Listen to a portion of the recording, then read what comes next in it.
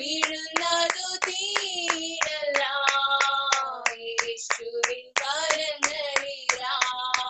വീഴുന്നതു തീരല്ല യേശുവിൻ കരങ്ങളിലായി. പരീക്ഷ എന്റെ ദൈവം അനുവദിച്ചാൽ പരിഹാരം എനിക്കായി കരുതിയിട്ടുണ്ട്. പരീക്ഷ എന്റെ ദൈവം അനുവദിച്ചാൽ പരിഹാരം എനിക്കായി കരുതിയിട്ടുണ്ട്. എന്തിനെന്നു ചോദിക്കില്ല ഞാൻ, എന്റെ നന്മയ്ക്കായി എന്നറിയുന്നു ഞാൻ. എന്തിനെന്നു ചോദിക്കില്ല ഞാൻ, എന്റെ നന്മയ്ക്കായി എന്നറിയുന്നു ഞാൻ. ഘോരമാം ശോധനയിൽ ആഴങ്ങൾ കടന്നിടുമ്പോൾ, ഘോരമാം ശോധനയിൽ ആഴങ്ങൾ കടന്നിടുമ്പോൾ നടക്കുന്നതേശ്വരത്തെ ഞാനവൻ കരങ്ങളിലായി. നടക്കുന്നതേശ്വരത്തെ ഞാനവൻ കരങ്ങളിലായി. പരീക്ഷ എന്റെ ദൈവം അനുവദിച്ചാൽ പരിഹാരം എനിക്കായി കരുതിയിട്ടുണ്ട്. പരീക്ഷ എന്റെ ദൈവം അനുവദിച്ചാൽ പരിഹാരം എനിക്കായി കരുതിയിട്ടുണ്ട്. എന്തിനെന്നു ചോദിക്കില്ല ഞാൻ, എന്റെ നന്മയ്ക്കായി എന്നറിയുന്നു ഞാൻ.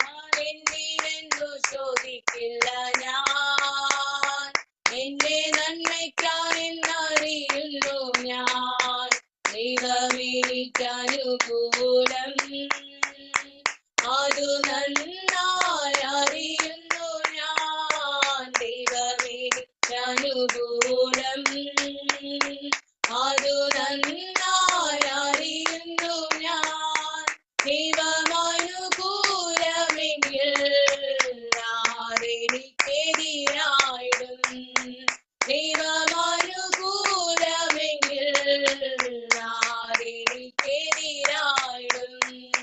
പരീക്ഷ എന്റെ ദൈവം അനുവദിച്ചാൽ പരിഹാരം എനിക്കായി കരുതിയിട്ടുണ്ട്. ആമേൻ. പരീക്ഷ എന്റെ ദൈവം അനുവദിച്ചാൽ പരിഹാരം എനിക്കായി കരുതിയിട്ടുണ്ട്. ദൈവത്തിന് നന്ദി നിറഞ്ഞ ഹൃദയത്തോടെ സ്തോത്രം ചെയ്യുന്നു, സ്തുതിക്കുന്നു. എന്നെ കേൾക്കുന്ന എല്ലാ അഭിഷക്തന്മാർക്കും അഭിഷക്തമാർക്കും പിതാക്കന്മാർക്കും മാതാക്കന്മാർക്കും ക്രിസ്തയേശുവിന്റെ നിസ്തുല്യ നാമത്തിൽ ഉള്ള സ്നേഹവും ക്രിസ്തീയ വന്ദനവും അറിയിക്കുന്നു. ദൈവം നിങ്ങളെല്ലാവരെയും ധാരാളമായി അനുഗ്രഹിക്കട്ടെ. കഴിഞ്ഞ ദിവസം നമ്മൾ ചിന്തിച്ച് വരുന്ന ഭാഗം ഉൽപ്പത്തി പുസ്തകം 1-ാമത്തെ അധ്യായമാണല്ലോ ചിന്തിച്ചു വരുന്നത്. അതിൽ 2-ാമത്തെ വാക്യത്തിൻ്റെ മധ്യഭാഗത്തിലേക്ക് നമ്മൾ വരുമ്പോൾ കാണുന്നത് ഇങ്ങനെയാണ്: ദൈവത്തിൻ്റെ ആത്മാവ് വെള്ളത്തിൻ്റെ മീതെ പരിവർത്തിച്ചു കൊണ്ടിരുന്നു. സ്തോത്രം. 3-ാം വാക്യം നമ്മൾ കഴിഞ്ഞ് ചിന്തിച്ചു. വെളിച്ചമുണ്ടാകട്ടെ എന്ന് ദൈവം കൽപ്പിച്ചു, വെളിച്ചമുണ്ടായി. എന്നാൽ 4-ാമത്തെ വാക്യത്തിലേക്ക് വരുമ്പോൾ കാണുന്നു, വെളിച്ചം നല്ലത് എന്ന് ദൈവം കണ്ടു. ദൈവം വെളിച്ചവും ഇരുളും തമ്മിൽ വേർതിരിച്ചു. സ്തോത്രം. 4-ാമത്തെ വാക്യത്തിലേക്ക് വരുമ്പോൾ കാണുന്നത്, ദൈവം എന്ത് ചെയ്തു? ഇരുളും വെളിച്ചവും തമ്മിൽ വേർതിരിച്ചു. ഹല്ലേലൂയ എന്ന് പറഞ്ഞാൽ നന്മയും തിന്മയും തമ്മിൽ വേർതിരിച്ചു. സ്തോത്രം. അപ്പോൾ നോക്കൂ, 3-ാമത്തെ വാക്യം പറയുന്നു, വെളിച്ചമുണ്ടാകട്ടെ എന്ന് ദൈവം കൽപ്പിച്ചു. സ്തോത്രം. ചിലത് ദൈവം കൽപ്പിക്കും, നമ്മളത് അനുസരിക്കുക. സ്തോത്രം.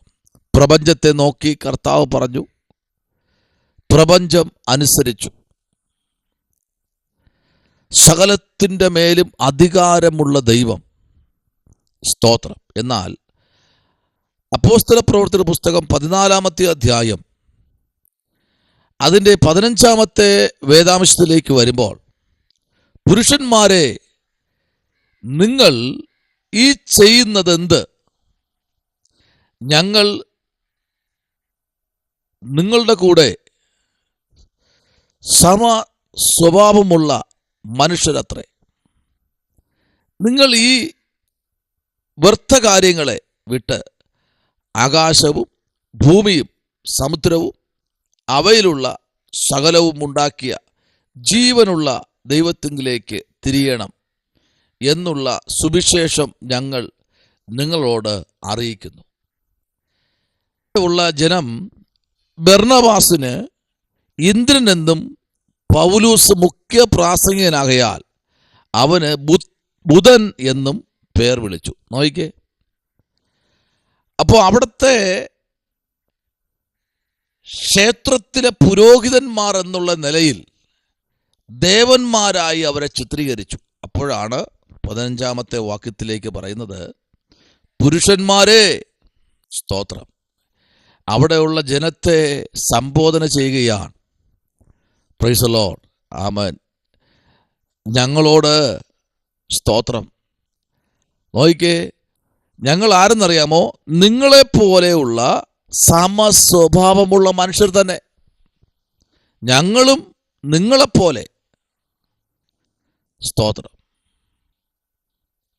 അപ്പൊ നോക്കിക്കേ, ഇവിടെ മനുഷ്യരെല്ലാം കൂടെ അവരെ ദൈവങ്ങളാക്കുമ്പോൾ ഇവിടെ കർത്താവ് പറയുന്നത്, ദൈവത്തിൻ്റെ ആത്മാവ് വെള്ളത്തിൻ്റെ മീതെ പരിവർത്തിച്ചു കൊണ്ടിരുന്നു.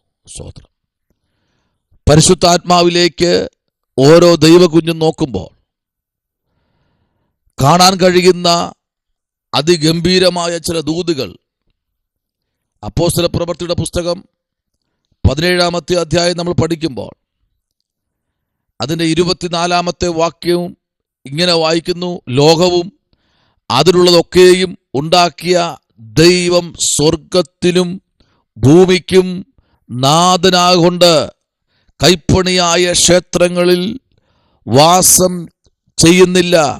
താൻ എല്ലാവർക്കും ജീവനും ശ്വാസവും സകലവും കൊടുക്കുന്നവൻ ആകയാൽ വല്ലതിനും മുട്ടുള്ളവർ എന്ന പോലെ, ആമേൻ, സ്തോത്രം, മനുഷ്യരെ കൈകളിൽ ശുശ്രൂഷ ആവശ്യപ്പെടുന്നില്ല. സ്തോത്രം. മനുഷ്യരുടെ കൈകളാലുള്ള ശുശ്രൂഷ എന്ത് ചെയ്യുന്നില്ല? ആവശ്യപ്പെടുന്നില്ല. സ്തോത്രം. ഹല്ലേലൂയ. അപ്പൊ കർത്താവ് എവിടെ വസിക്കുന്നില്ലെന്നറിയാമോ? കൈപ്പണിയായ ക്ഷേത്രങ്ങളിൽ വാസം ചെയ്യുന്നില്ല.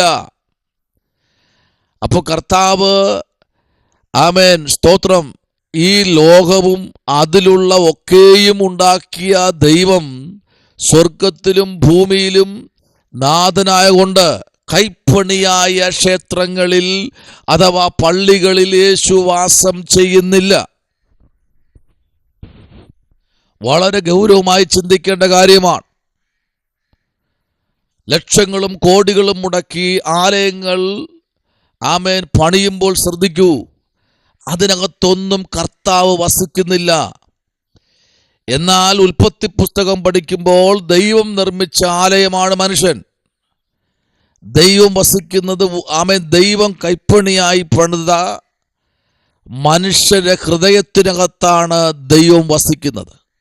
സ്തോത്രം. ഹല്ലേലൂയ. ദൈവത്തിൻ്റെ വലിയ മഹത്വത്തിലേക്ക് അടുത്തു വന്നിരിക്കുന്ന ദൈവകുഞ്ഞെ, കൊലോസ്യർക്ക് ലേഖനം എഴുതുമ്പോൾ, ആമേൻ, വളരെ അത്ഭുതകരമായി ചിന്തിക്കപ്പെടുന്ന ചില ഭാഗങ്ങളുണ്ട്. കൊലോസ്യർ ലേഖനം നമ്മൾ പഠിക്കുമ്പോൾ അതിൻ്റെ 1-ാമത്തെ അധ്യായം 16-ാമത്തെ വാക്യത്തിലേക്കും 17-ാമത്തെ വാക്യത്തിലേക്കും വരപ്പെടുമ്പോൾ 16-ാമത്തെ വാക്യത്തിൽ ഇങ്ങനെ വായിക്കുന്നത്, സ്വർഗത്തിലുള്ളതും ഭൂമിയിലുള്ളതും ദൃശ്യമായതും അദൃശ്യമായതും, ആമേൻ, സിംഹാസനങ്ങൾ ആകട്ടെ, കർത്തൃത്വങ്ങളാകട്ടെ, വാഴ്ചകളാകട്ടെ, അധികാരങ്ങളാകട്ടെ, സകലവും അവൻ മുഖാന്തരം സൃഷ്ടിക്കപ്പെട്ടു. അവൻ മുഖാന്തരവും അവനായിട്ടും സകലവും സൃഷ്ടിക്കപ്പെട്ടിരിക്കുന്നു. ആമേൻ. അവനായിട്ടും സൃഷ്ടിക്കപ്പെട്ടിരിക്കുന്നു. ഈ സൃഷ്ടികർത്താവായ ദൈവത്തെ, ആമേൻ, ഈ സൃഷ്ടികർത്താവായ ദൈവത്തെ, ആ കൽപ്പനകളെ അനുസരിക്കുന്ന ദൈവമക്കളുടെ മേൽ വ്യാപരിക്കുന്നത് ദൈവത്തിന്റെ ആത്മാവ് വ്യാപരിച്ചു കൊണ്ടിരിക്കുകയാണ്. പ്രവാചകന്മാരുടെ മേൽ, പ്രവാചകിമാരുടെ മേൽ, ദൈവത്തെ സ്നേഹിക്കുന്ന സകല അഭിഷക്തന്മാരുടെ മേലും ദൈവത്തിന്റെ പ്രവൃത്തി വെളിപ്പെടുന്നു. സഭാവ്യത്യാസമില്ലാതെ. അല്ല, പെന്തക്കോസ്തുകാരുടെ മേൽ മാത്രമല്ല ദൈവാത്മാവ് വ്യാപരിക്കുന്നത്. ഏതെങ്കിലും ബോർഡുകൾ നോക്കി ഇന്ന ബോർഡുകളിലുള്ള ചർച്ചുകളിൽ മാത്രമല്ല ദൈവാത്മാവ് ആ വ്യക്തികളല്ല വ്യാപരിക്കുന്നത്. ദൈവത്തെ സ്നേഹിച്ച് ദൈവത്തിന്റെ കൽപ്പനകൾ പ്രമാണിച്ച് നടപ്പിൽ നിഷ്കളങ്കരായവർ ഭാഗ്യവാന്മാർ. സ്തോത്രം. അപ്പൊ ദൈവത്തിന് ഏറ്റവും, ഇവിടെ നോക്കിയേ 17-ാം വാക്യം പറയുന്നു, അവൻ സർവത്തിനും മുൻപുള്ളവൻ, അവൻ സകലത്തിനും അധികാരിയായിരിക്കുന്നു. ആമേൻ. അടുത്ത് നോക്കിക്കോളൂ 18-ാം വാക്യം, അവൻ സഭ എന്ന ശരീരത്തിന്റെ തലയും ആകുന്നു. സകലത്തിലും താൻ ആമേൻ നിർണയിക്കുന്നതിന് അവൻ ആരംഭവും മരിച്ചവരുടെ ഇടയിൽ നിന്ന് ആദ്യജാതനായി എഴുന്നേറ്റവനുമാകുന്നു. അപ്പോ ആരെല്ലാം ഈ ഭൂപരപ്പിൽ മരിച്ചുവോ അവരുടെ കല്ലറകളെല്ലാം അടഞ്ഞു കിടക്കുമ്പോൾ മരിച്ചവരിൽ നിന്ന്, അവരുടെ ഇടയിൽ നിന്ന് ആദ്യമായി ആമേൻ, സ്തോത്രം, എഴുന്നേറ്റവനാകുന്നു. സ്തോത്രം. ഹല്ലേലൂയ. ഇന്ന് പകലിൽ പരിശുദ്ധാത്മാവിന്റെ സാന്നിധ്യത്തിന്റെ മറവിൽ നിന്നുകൊണ്ട്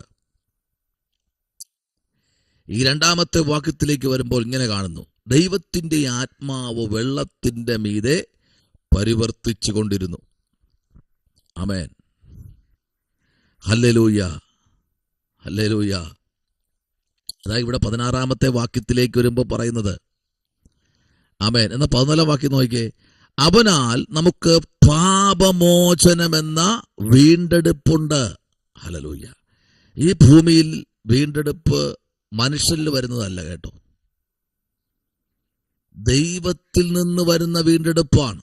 അതവർ ദൈവാത്മാവുള്ളവന് പ്രശ്നമുണ്ട്, ദീനമുണ്ട്, രോഗമുണ്ട്, പ്രശ്നങ്ങളുണ്ട്. കാരണം അവനിൽ വ്യാപരിക്കുന്ന ദൈവത്തിന്റെ ആത്മാവാ. നമ്മുടെ കർത്താവ് രോഗം ശീലിച്ചവനാ. ആമേൻ. അപ്പോ വേദന ശീലിച്ചവനാ. Praise the Lord. പ്രതികൂലങ്ങൾ ശീലിച്ചവനാ, കഷ്ടതകൾ ശീലിച്ചവനാ, അനുഭവിച്ചവനാ നമ്മുടെ കർത്താവ്. ആമേൻ. അവൻ അദർശ്യനായ ദൈവത്തിന്റെ പ്രതിമയും സർവ സൃഷ്ടിക്കും ആദ്യജാതനുമാകുന്നു. സർവ സൃഷ്ടിക്കും ആദ്യജാതനാകുന്ന കർത്താവായ യേശു ക്രിസ്തുവിനെ ആമേൻ ഇന്ന് പകൽക്കാലം ആമേൻ ഹല്ലേലൂയ സ്വീകരിക്കുന്ന ദൈവകുഞ്ഞെ, ആരാധിക്കുന്ന ദൈവപൈതലെ, ഇന്ന് പകൽക്കാലം കർത്താവ് കൈപ്പണിയായ ഓരോ ക്ഷേത്രങ്ങളിലും വസിക്കുന്നില്ല. മലയാളത്തിൽ വരുമ്പോൾ ചർച്ച്, തമിഴിലേക്ക് വരുമ്പോൾ കോവിൽ, ക്ഷേത്രം. ആമേൻ. അങ്ങനെയെങ്കിൽ ഇന്ന് പകലിൽ നമ്മുടെ കണ്ണുകൾ അടയ്ക്കാം, പ്രാർത്ഥിക്കാം. ദൈവത്തിന്റെ ആത്മാവ് വെള്ളത്തിന്റെ മീതെ ദൈവാത്മാവ് പരിവർത്തിച്ചു കൊണ്ടിരിക്കട്ടെ. പരിശുദ്ധനായ ദൈവമേ, സ്വർഗ്ഗീയ നല്ല പിതാവേ, അനുഗ്രഹിക്കപ്പെടുന്ന നല്ല പ്രഭാതത്തിനായി സ്തോത്രം. കർത്താവ് ഞങ്ങളെ അനുഗ്രഹിക്കണം, സഹായിക്കണം, കൃപയിൽ പൊതിയണം. യേശുവിൻ അൻപുള്ള നാമത്തിൽ തന്നെ. ആമേൻ. God bless you. God bless U.